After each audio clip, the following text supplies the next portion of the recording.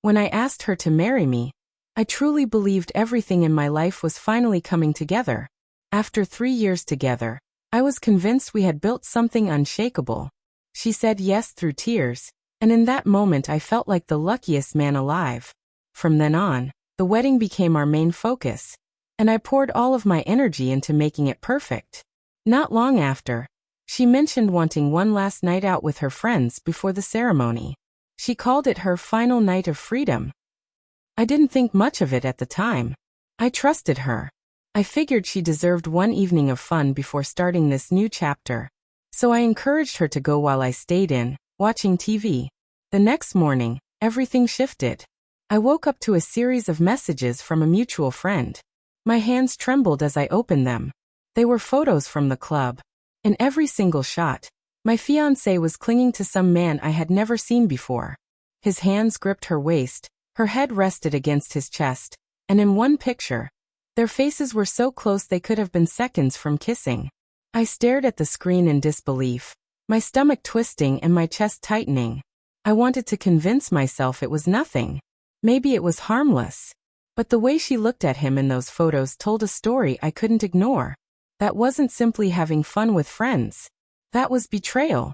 When she came home later that morning, she was glowing, smiling as if nothing had happened. She tossed her purse on the counter and spoke casually about how amazing her night had been. I could barely form words. I asked how it went, and she repeated that it was exactly what she needed. My throat constricted as I pulled out my phone and showed her the photos. The color drained from her face. She stammered, scrambling to explain. She claimed it was just dancing, that it didn't mean anything. But the images told a different story, and deep down, she knew it too. I asked her one question. Did she think I deserved that? She couldn't answer. I didn't yell. I didn't throw anything. I just felt hollow. I told her I needed space and walked out. My phone buzzed with her frantic messages, but I ignored them.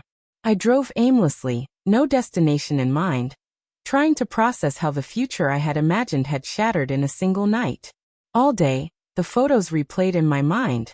Every time I blinked, I saw her pressed against another man as though I didn't exist. It cut deeper than I can describe. I thought about all the nights we'd spent building trust, making plans, and dreaming about our life together. In one careless evening, it all crumbled. Friends advised me to talk to her, to hear her out.